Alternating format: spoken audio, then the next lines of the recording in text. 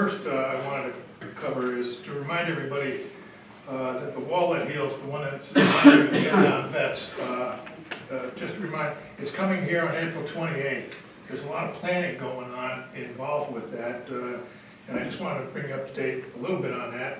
Had a meeting the other day. The chief, I went up with Chief Carpenter along with Sheldon Kukuchka's funeral home is the principal on this, but in addition to that, there were school officials because it's going to be mostly on the school grounds.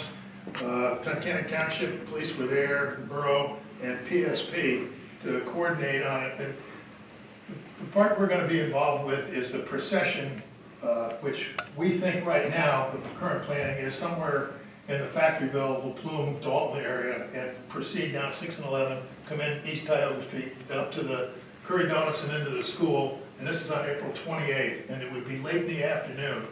The plans were changed considerably, so, and it's still subject to additional change, but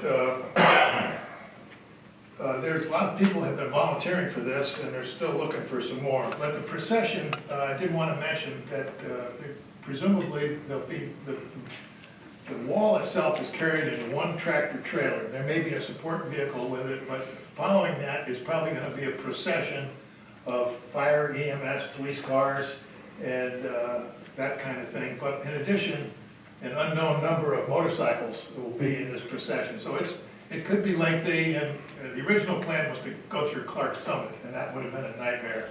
So right now the plan is just relatively local, bring it over there, get it set up. So we're thinking of as many as 100 to 200 motorcycles could be in this thing.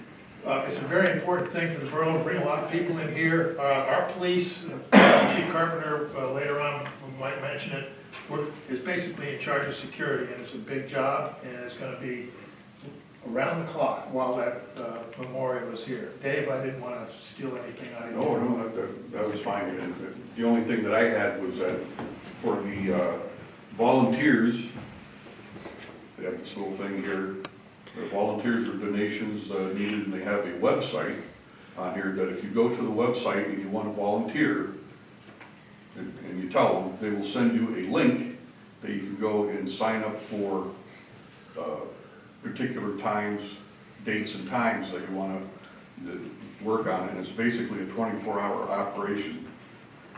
There's set up people for the first couple of days, and then there's people to be like a guide. They will have training on the first day or so, and I signed up today, and there are quite a few spots are still open. To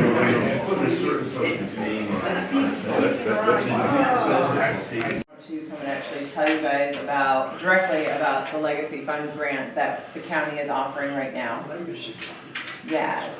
So the county has released a pot of money for a grant, and we have named it the Marcellus Legacy Fund mini grant. And it's a $5,000 max. And I had a meeting a couple of weeks ago with Mayor Huber and Erica Rogler over at the Dietrich about Riverside Park and what projects might be most conducive to utilizing this grant money. And it was actually a really good conversation about the status of the park and things that it needs, and potentially revamping the park and looking more toward the future of the park. So we came up with a plan that we would try to kind of maintain the park right now as is. So make sure the grass is mowed, make sure the trash is cleaned up, those types of things. So that being said, we thought that it would be in the best interest of the borough to pursue this grant for a new mower for the park that would also be utilized at the McCord Street property as well. I happen to notice over the years the mower that's been being used down there, whether it has a bent shaft or bent blade or whatever, but it doesn't cut nicely, it doesn't cut evenly, and we're hoping with the purchase of the new mower, the volunteers that are down there can keep up a little better with the maintenance of the park and just the general mowing. It's for around $9,000. Pardon? We got estimates, 3 different ones, they're all around $9,000. So the borough would be kicking in the difference, just so you all know. But just getting 5,000 is wonderful right there, and then the Yeah, time, it's a win for the borough. So we can use this grant Toward the purchase of the mower, for the purchase of the mower. correct. You can make that motion. Okay. Ben made the motion. We need a second. Anybody? Dave seconds the motion. Does everybody understand what it's all about now? Okay. One question, Yes. can we afford it? Yes, Good question. we needed to get one, and this is perfect timing.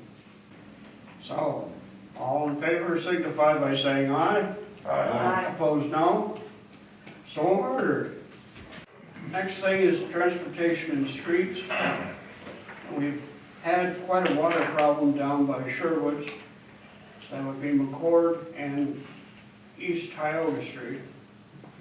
And we did have a plan and an agreement, which we had already approved. But now we had to change that somewhat. And so now we have a new application, which Mr. Sherwood is reviewing. And Mills has reviewed the plan or the application. And so I was asked to review a revised agreement, a tentative agreement. The borough did execute an agreement with Don Sherwood for an easement to pass some of the stormwater through his facilities. And I guess some revisions were going to be made to that, and so the solicitor prepared the easement agreement. I was asked to review it. I reviewed it, made some comments concerning it, specific to the pass-through of stormwater, and submitted that back to the solicitor, to Bob and Don. And the solicitor incorporated those comments, so he agreed with my suggested changes. So I have reviewed the agreement, I've made suggested changes, they haven't made. So as far as my looking at that agreement, it appears reasonable to me to benefit or to protect the borough. What accompanied that agreement was just a planned view of the proposed facilities associated with it. The agreement had nothing to do with the installation of the utilities, other than those utilities could be connected to facilities on Mr. Sherwood's property and convey stormwater from the intersection of McCord and Harrison or Tioga to enter into that storm sewer system. So it was a plan view. It was not a detailed construction drawing, so it didn't show how those catch basins and culvert piping were in fact going to capture the stormwater runoff. It just shows tentative locations of those catch basins at that intersection. In my review, I commented on that, and I have commented on this in the past, based on just plan views that I have seen. And maybe there are detailed construction drawings prepared that haven't been provided to me. But just based on that plan view, the location of those proposed catch basins will not capture all of the stormwater runoff that's generated from that intersection unless the intersection itself is rebuilt.